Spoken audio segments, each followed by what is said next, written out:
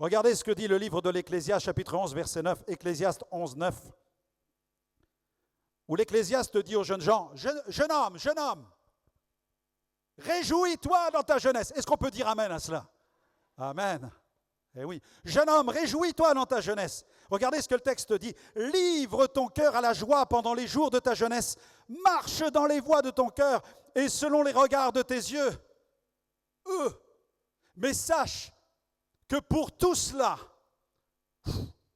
Dieu t'appellera en jugement. Et là, c'est là où vous trouvez la pédale de frein, non? C'est là où vous trouvez le frein à main. Vous avez Dieu est en train de vous dire, les jeunes, amusez-vous, éclatez-vous, mais un jour vous serez jugés. Et là, quand tu entends ça, tu dis, bon, on va faire la fête, on va s'amuser, mais on va apprendre à rouler avec, en sachant qu'il y a une pédale de frein. Et le problème aujourd'hui, c'est lorsque les jeunes sont sans frein. La Bible met en garde le peuple qui n'a plus de vision. Le peuple qui n'a plus de vision, il est sans frein. La Bible dit, malheur même à la nation dont l'enfant est roi. Malheur à la nation dont l'enfant est roi. On ne peut pas laisser les enfants diriger la nation. On ne peut pas laisser les enfants aux manettes diriger l'intérieur de la maison. On ne peut pas les jeunes dans un pays, les laisser diriger la façon de gouverner. Non, les enfants doivent demeurer à leur place sous une autorité qui va être bienveillante, qui va être spirituelle. La Bible nous enseigne que les jugements de Dieu frappent quand il n'y a plus d'issue, quand les arguments de bon sens et de raison sont épuisés. Béthel, pourquoi la jeunesse de Béthel était-elle ensauvagée? Tout simplement parce que Béthel avait restauré le culte du veau d'or à cette époque-là. Le peuple, la ville de Béthel, alors que Jéricho voulait sortir des eaux amères, Béthel était enfermé par le culte que Jéroboam avait rétabli, celui du veau d'or, qui était une idole cananéite, où l'on sacrifiait les enfants à Moloch. En Canaan, à l'époque, on sacrifiait les enfants pour offrir des cultes aux idoles et aux faux dieux. Et Béthel était pourtant le centre d'une visitation de Dieu. Vous connaissez l'histoire de Béthel. D'ailleurs, Béthel veut dire maison de Dieu. Amen. Béthel, cette ville. Mais Dieu va mettre un terme. Béthel était sous la loi mosaïque. Béthel est devenu un centre d'adoration d'une idole. Et le jugement sera le dernier argument de Dieu. Regardez ce que dit le Lévitique, chapitre 26, versets 21-22. Lévitique 26, 21-22. Oui, Lévitique, c'est dans la Bible. Amen. Je pense que ce n'est pas un endroit où vous allez régulièrement, ni dans le livre des Nombres. Lévitique, c'est dans la Bible. Mais regardez ce que le Lévitique déclare, chapitre 26, versets 21-22. Si vous me résistez et ne voulez point m'écouter, si vous me résistez et ne voulez point m'écouter, je vous frapperai 7 fois plus selon vos péchés. Regardez ce que dit la Bible. J'enverrai contre vous les animaux des champs qui vous priveront de vos enfants. Ça, c'est la loi de Moïse. Les habitants de Béthel connaissaient le Lévitique. Les habitants de Béthel avaient été enseignés dans la loi de Dieu. Mais la Bible nous dit que la loi nous a été donnée pour mettre en évidence quoi? La puissance de notre péché. La loi de Moïse nous a été donnée afin que nous réalisions que nous ne sommes pas capables de lutter contre la puissance du péché. Parce que la Bible dit que la loi est sans force. Et il y a eu la dispensation de la loi. Est venue ensuite la dispensation de la grâce. La loi s'est trouvée sans force face au péché. Et tu peux mettre toutes les lois que tu veux autour de quelqu'un. À un certain moment, ces lois deviennent sans force. Tu peux mettre un homme en prison. Tu peux aussi emprisonner une société avec des lois. Des lois, toujours plus de lois. On empile les lois, on ajoute des lois, on multiplie les lois. On peut faire cela pour essayer de contrôler la société. Mais on se rend compte qu'à un certain moment, il faut quelque chose de plus puissant qui vienne transformer le cœur de l'homme. Et c'est ce que Dieu a fait il y a 2000 ans. En envoyant plus que Moïse, il a envoyé Jésus par qui la grâce et l'immortalité sont venues. La grâce, l'immortalité et la puissance de délivrance sont venues par Jésus-Christ il y a 2000 ans. Et lui seul peut transformer notre cœur par la puissance du Saint-Esprit. Alléluia. Il peut changer un cœur en un cœur nouveau. Dieu soit béni. 2 Pierre chapitre 3 versets 8 à 9. Mais il est une chose, bien-aimée, que vous ne devez pas ignorer, c'est que devant le Seigneur, un jour est comme 1000 ans et 1000 ans sont comme un jour. Le Seigneur ne tarde pas dans l'accomplissement de la promesse, comme quelques-uns le croient. Mais le texte dit quoi? Mais il use Il use de patience envers nous, ne voulant pas qu'aucun périsse, mais voulant que tous arrivent à la repentance. Je sais qu'il y en a qui pensent, mais et si Dieu intervenait? Et si Dieu frappait? Et si le grand juge, lui, venait frapper les hommes? 1000 ans sont comme un jour à ses yeux. Mais la Bible dit que Dieu use de patience, ne voulant qu'aucun périsse. C'est pourquoi nous prêchons. C'est pourquoi nous nous tenons sur le pas de la porte du royaume de Dieu et que nous disons à tous ceux qui nous écoutent, repentez-vous, c'est-à-dire changez de mentalité. Invitez Dieu dans votre vie et soyez transformés.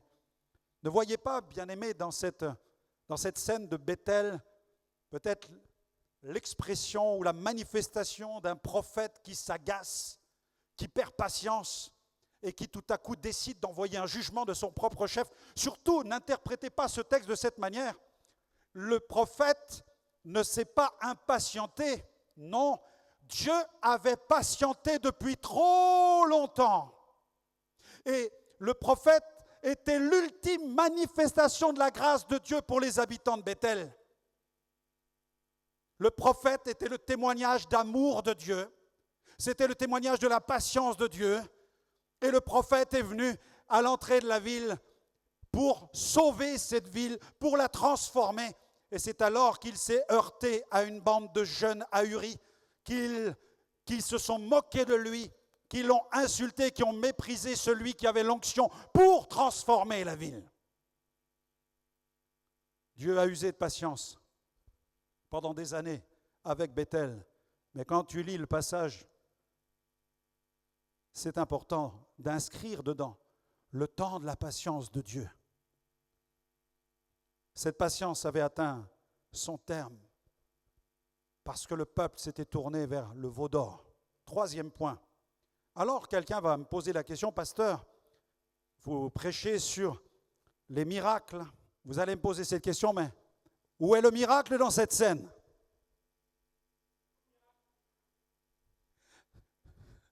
Où est le miracle dans cette scène? Amen. Où est-il? Où est ce miracle? Où se trouve la réponse à cette énigme des deux ours? Mes amis, Élisée a reçu l'onction du Saint-Esprit. Et vous vous souvenez qu'il avait demandé quoi? Une double onction.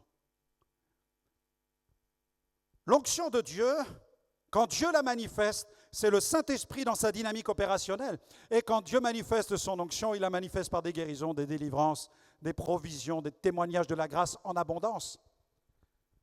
Est-ce qu'il n'est pas capable de manifester sa puissance dans la justice avec un double de sa puissance? C'est pourquoi dans cette scène, vous voyez deux ours.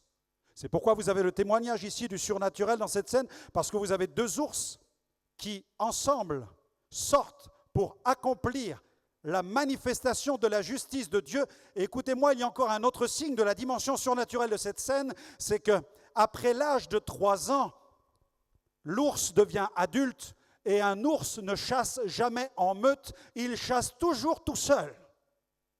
Et là, dans cette scène, étrangement, vous avez deux ours qui sont ensemble pour chasser cette bande qui insulte le serviteur de Dieu. Vous avez un témoignage de la manifestation de la puissance surnaturelle de Dieu qui a uni deux ours pour accomplir sa justice.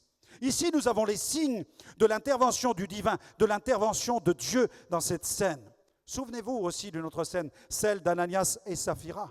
Regardez, là encore, nous avons une manifestation du Saint-Esprit. Quand nous regardons les actes des apôtres, il y a des miracles, des guérisons, des choses extraordinaires. Et à un certain moment, l'apôtre Pierre, rempli du Saint-Esprit, va prononcer une sentence de jugement. Et Ananias va tomber raide mort. Ensuite, sa femme Saphira sera frappée aussi elle-même par le jugement, par la sentence de jugement inspirée par le Saint-Esprit. Ce qui nous fait dire, bien aimés, que le Saint-Esprit est saint. Amen. Ce qui nous fait dire que nous devons bien considérer qui est la personne du Saint-Esprit. Nous avons lu ensemble, il vous baptisera, dans la Bible, il vous baptisera du Saint-Esprit et de feu. Et ce feu, c'est ce feu annoncé aussi par les prophètes qui a le pouvoir de nous donner l'énergie de Dieu, la puissance de Dieu pour servir Dieu. Amen. Mais aussi pour détruire en nous tout ce qui empêche, tout ce qui choque, tout ce qui offense la personne de Dieu. Le Saint-Esprit est là pour nous purifier. Alléluia. Il est là pour nous émonder parce que Dieu est saint. Et c'est le travail du Saint-Esprit que de nous nettoyer et d'évacuer les scories à la suite de cette œuvre de combustion à l'intérieur de notre âme. Quand je dis viens Saint-Esprit, c'est pour ressembler à Jésus. Amen. Quand je dis viens Saint-Esprit, ce n'est pas simplement pour être béni, être guéri. Quand je dis viens Saint-Esprit, c'est pour être transformé. C'est pour que mes vices, mes passions, mes chaînes, l'œuvre de la chair soient dominées par l'onction, parce que le Saint-Esprit vient aussi contester avec ma chair. Merci Saint-Esprit. Merci Saint-Esprit pour ce que tu fais dans ma vie. 4e point, Bethel n'était plus Bethel, et quand l'Église n'est plus l'Église. Bethel signifie maison de Dieu. Elle devient le centre de l'institution. Elle devient le centre d'un réveil, un réveil religieux, du culte du veau d'or. Cette ville qui a pourtant été marquée par le passage d'Abraham, puisqu'Abraham, à Bethel, y a construit un autel. Cette ville qui a été marquée aussi par Jacob, parce qu'à Bethel, il reçoit la vision d'une échelle avec des anges qui montent et qui descendent. Cette ville qui a été marquée aussi par le ministère de Samuel, qui y avait sa cour de justice. Cette ville aussi qui a réceptionné, qui a reçu, qui a accueilli l'arche de l'Alliance, Bethel, maison de Dieu, devient tout à coup le centre de la vénération d'une idole, le veau d'or. Mais Bethel n'est plus ce lieu de visitation. L'Église devrait être un Bethel où l'autel de la croix est prêché. L'Église devrait être un Bethel où les anges montent et descendent. L'Église devrait être un Bethel où l'esprit de prophétie comme Samuel est libéré. L'Église devrait être ce Bethel où la gloire de Dieu se manifeste par des guérisons, des délivrances, des miracles, des vies qui vont changer, qui vont être transformées. Mais malheureusement, aujourd'hui, l'Église chrétienne n'est plus l'Église. Dans bien des endroits, l'Église a cédé aux rituels, l'Église a cédé aux traditions, l'Église a cédé à l'idolâtrie, et alors elle perd de sa puissance.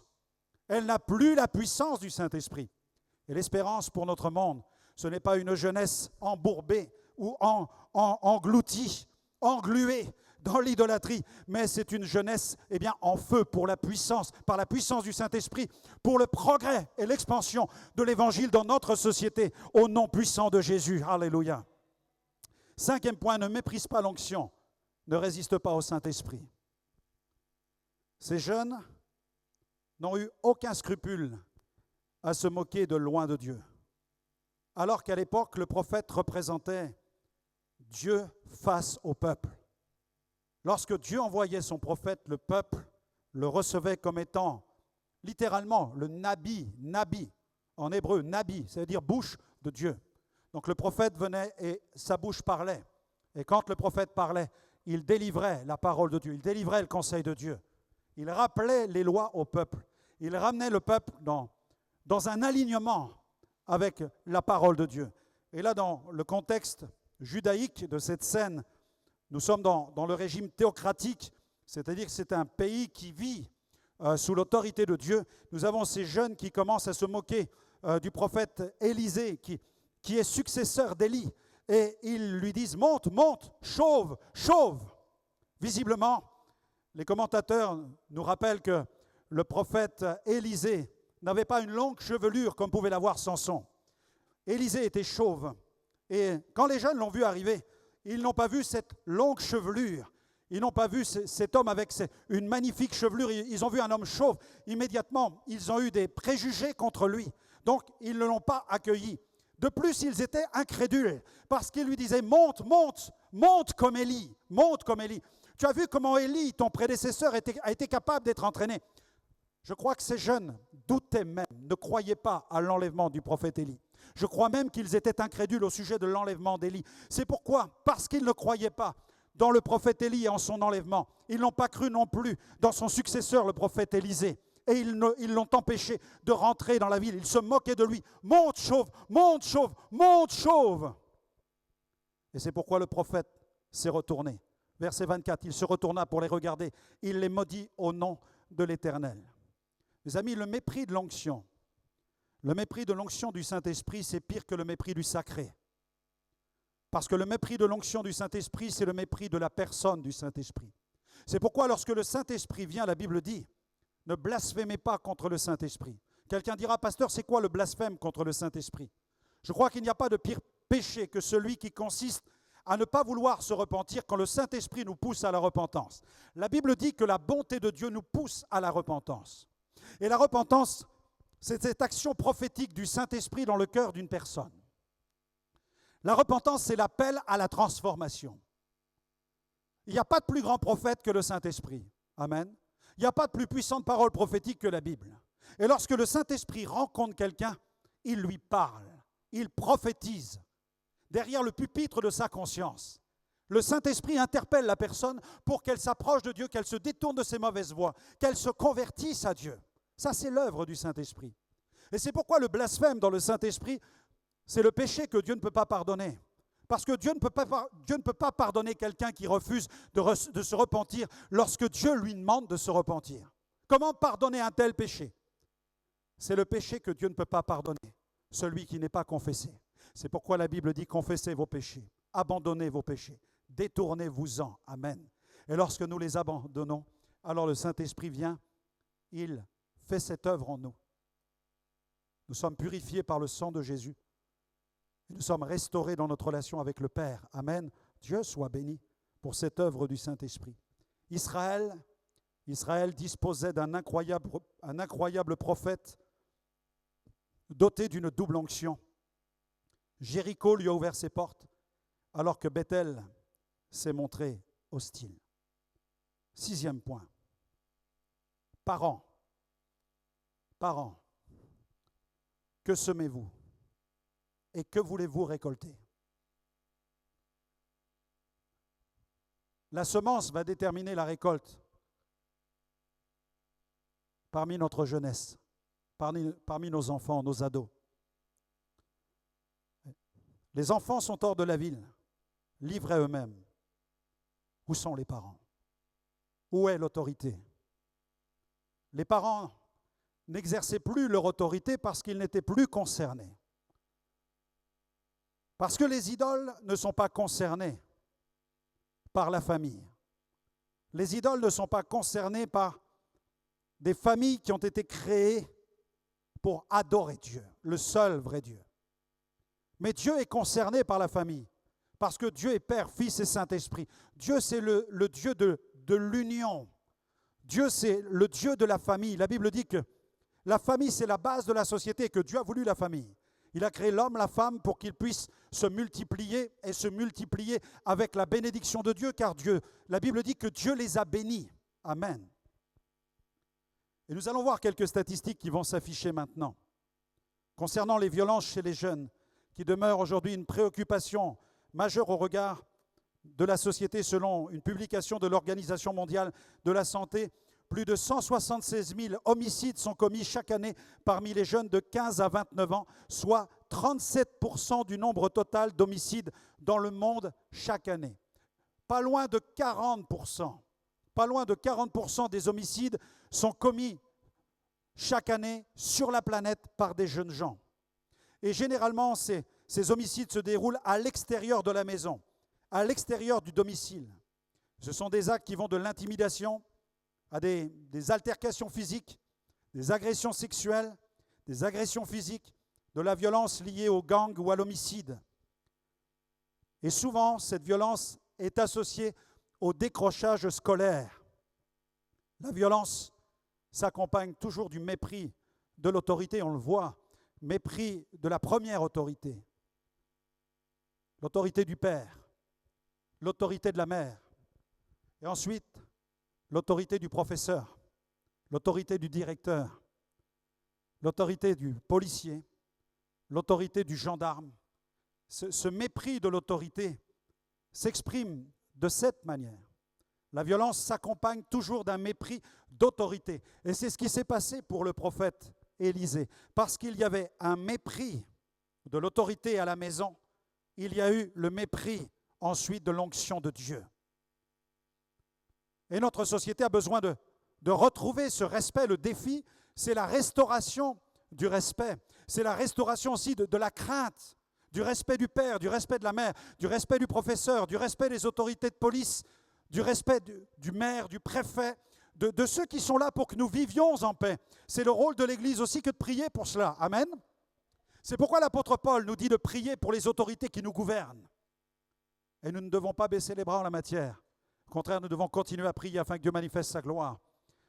Alléluia. Je terminerai par ce point. Le défi pour nous, c'est une jeunesse métamorphosée. Et je crois que c'est possible. Je crois qu'Élisée n'a pas eu le pouvoir de transformer le cœur de ces jeunes. Il a eu le pouvoir de purifier les eaux amères de Jéricho, mais il n'a pas eu le pouvoir de changer le cœur de ces jeunes gens. Pourquoi? Parce que pour qu'un cœur change, il faut qu'il le décide. C'est différent de l'onction pour les miracles. Lorsque Dieu accomplit des miracles, par l'onction du Saint-Esprit, quand Dieu commande aux pains de se multiplier, les pains ne sont pas en train de donner leur avis et de dire « moi je ne veux pas être multiplié ». Vous avez jamais vu les petits bouts de pain et les poissons dans la corbeille de l'enfant commencer à dire « moi je ne veux pas qu'on me multiplie ». Quand Jésus a rendu grâce, la multiplication des pains, la multiplication des poissons s'est opérée. Quand Jésus a marché sur les eaux, l'eau n'a pas discuté. Jésus a marché sur les eaux. Quand Jésus a calmé la tempête a obéi à la parole de Jésus. Dieu nous appelle à nous repentir, mais Dieu ne peut pas nous convertir de force. Voilà le miracle qu'il ne peut pas accomplir sans notre participation. Et là, il nous faut choisir de dire, moi je veux que ma vie soit changée. Et je crois à une jeunesse métamorphosée, une jeunesse transformée par la puissance du Saint-Esprit. Vous avez vu que le texte nous parle de 42 jeunes qui ont été dévorés. 42. Et quand j'ai lu ce passage, je me suis dit, Seigneur, tu as compté les 42. Ce qui signifie que chaque âme a de la valeur aux yeux de Dieu. Dieu sait quels sont ceux qui connaîtront les tourments éternels, mais Dieu sait aussi quels sont ceux qui vont entrer dans le ciel. Mais aux yeux de Dieu, chaque âme, celle qui est perdue comme celle qui est sauvée, est comptabilisée, parce que chaque âme a de la valeur aux yeux de Dieu. Pourquoi? Parce que Jésus est mort pour chaque âme qui est sur cette terre. Mais Dieu ne peut pas forcer quelqu'un à croire. Dieu ne peut pas te forcer à te convertir. Dieu ne peut pas te forcer à aller à l'église. Dieu ne peut pas te forcer à te faire baptiser. Dieu ne peut pas te forcer à devenir enfant de Dieu. C'est à toi de choisir et de dire ce matin, je veux que ma vie soit au Christ. J'ouvre la porte et je veux marcher maintenant avec lui. Alléluia. Tu dois ouvrir les portes de ton cœur. La Bible dit, il n'y a plus aucune condamnation pour ceux qui sont en Jésus-Christ. Alléluia. Je crois que la dispensation de la grâce offre une voie de délivrance à cette génération. Je ne crois pas à la génération sacrifiée, je crois à la génération transformée, je crois à un mouvement du Saint-Esprit sur la France, je crois à un mouvement de Dieu qui va toucher les sphères catholiques, les sphères protestantes, anglicanes, presbytériennes, peu importe, quelles que soient les dénominations et les confessions, je crois à un mouvement de Dieu pour le pays parce qu'il n'y a pas d'autre espoir qu'une action profonde de Dieu qui vient transformer la société par la puissance du Saint-Esprit. Et plus particulièrement, je crois à cette jeunesse que Dieu veut visiter. Dans bien des villes de France, dans bien des églises de France, nous voyons le Saint-Esprit agir, et plus particulièrement dans le cœur de cette jeunesse, parce que certainement parce que le vide dans leur cœur est le plus béant. Mais Jésus a dit, celui qui croit en moi, des fleuves d'eau vive jailliront de son sein, comme le déclare l'Écriture. Amen. Et je crois à des jeunes qui vont brûler, des jeunes qui vont dire, j'accueille la présence du Saint-Esprit. J'ai besoin du Saint-Esprit dans mon enfance, j'ai besoin du Saint-Esprit dans mon adolescence, parce que les pressions sont trop fortes. Il y a autour de moi la drogue, il y a autour de moi la haine, il y a autour de moi la violence, il y a autour de moi le harcèlement sexuel, il y a autour de moi les réseaux sociaux. J'ai besoin de la puissance du Saint-Esprit pour faire face à toutes ces pressions. Alléluia! J'ai besoin de Dieu, j'ai besoin du Saint-Esprit. Une jeunesse qui va être dans l'onction de Dieu, ouverte à l'onction de Dieu. Une jeunesse qui ne se moque pas de l'onction, comme celle de Bethel qui s'est raillée du prophète qui était chauve et qui prétendait que son formateur avait été enlevé dans le ciel. Non, non, non. Nous croyons à la puissance du Saint-Esprit qui vient transformer, qui vient délivrer une jeunesse prophétique, puisque Joël le dit, vos fils et vos filles prophétiseront. Quels sont les jeunes qui veulent prophétiser? Levez votre main à votre place. Quels sont les jeunes qui veulent prophétiser? Ah, il y en a qui sont comme ça, ils me regardent. C'est quoi? Qu'est-ce qu'il a dit là? Il parle quelle langue? C'est quoi ce langage? Ça vient d'où? C'est quoi cette théorie-là? C'est la théorie du Big Bang? Non, non. C'est la prophétie. Alléluia. Et les enfants peuvent prophétiser. Amen. Les jeunes gens peuvent prophétiser. Mais le seul moyen de prophétiser, c'est d'être ouvert à l'onction du Saint-Esprit. Non pas de regarder le Saint-Esprit de loin, non pas à regarder tout ce qui se passe dans l'Église de loin, mais commencer à dire, c'est pour moi. J'ai 7 ans, j'ai 8 ans, j'ai 9 ans, j'ai 12, 13, 14, 15 ans. Et l'onction du Saint-Esprit, c'est pour moi. Dieu veut faire de moi une génération prophétique. Vos fils et vos filles prophétiseront. Alléluia. Déclare un amen avec moi. Mes amis, une jeunesse qui possède la culture de l'honneur, un jeune qui respecte son père, un jeune qui respecte sa mère, sinon il aura affaire à son pasteur au nom puissant de Jésus-Christ. Amen. Gloire à Dieu. Respecte ton père, respecte ta mère, respecte ton grand frère, respecte tes sœurs, respecte ton professeur, respecte le maire de la ville, respecte le président de la République, respecte les autorités de notre pays. Je sais que certains voient toujours tout cela au travers des lunettes de la politique. Nous, ici, on ne fait pas de politique, mais on prie pour les politiques, on prie pour les autorités. Pourquoi ? Parce que Dieu me demande de le faire, tout simplement. Tout simplement, j'obéis à Dieu. Et je veux que mon président soit béni, que sa femme soit bénie. Je veux que les préfets soient bénis, que les maires soient bénis, que l'agglomération troyenne soit en paix et que nos prières soient dirigées vers tous ceux qui nous gouvernent et nous dirigent. Et tu respectes ton prof, tu respectes le directeur, tu respectes les pions dans l'école. Amen. Tu respectes tout le monde, tu respectes le plus ancien, tu respectes le plus âgé. Tu apprends l'école du respect. C'est la culture du royaume de Dieu. C'est ce que dit ma Bible. Amen. Gloire à Dieu. Une jeunesse qui a la crainte respectueuse de Dieu, une jeunesse qui va contribuer à l'expansion du royaume et de sa culture, une jeunesse qui va transformer des vies, des quartiers et des villes entières, une jeunesse métamorphosée qui va à son tour devenir parent. Parce que, ados, écoute-moi, les ados, écoutez-moi bien, un jour vous serez aussi parents, un jour vous aurez des enfants, et oui, ça arrivera, et puis un jour vous prendrez des décisions, et puis les parents vont vieillir, parce qu'ils deviendront des grands-parents. Amen, amen, amen. Tu dis amen par la foi, tu auras les cheveux blancs, et tu n'auras même peut-être plus de cheveux. Quoi qu'il en soit, tu vas devoir voir cette jeunesse prendre la suite, prendre le témoin. Mais quelle jeunesse! Une jeunesse métamorphosée. Bien-aimés, j'aimerais que l'on puisse prier, parce que nous voulons une jeunesse d'influenceurs spirituels, une jeunesse de décideurs spirituels, une jeunesse de bâtisseurs spirituels, une jeunesse bâtisseur d'une société meilleure, bienveillante, épanouie, solaire, une jeunesse visitée par le Saint-Esprit. On veut des jeunes comme ça. Quel est le maire? Quel est le maire d'une ville qui ne rêve pas d'avoir de tels jeunes? Des jeunes respectueux, bienveillants, qui pensent au bien de la ville et qui sont prêts à s'engager pour une ville où il fait bon vivre. Le séjour de la ville est bon. Seigneur, que le séjour de la ville de Troyes soit bon. Que les eaux ne soient pas amères. Que la jeunesse accueille le prophète, c'est-à-dire que la jeunesse accueille le conseil de Dieu, la Bible. Que la jeunesse accueille les ministères rois de Dieu, les prophètes, les apôtres, les évangélistes, les pasteurs et les docteurs.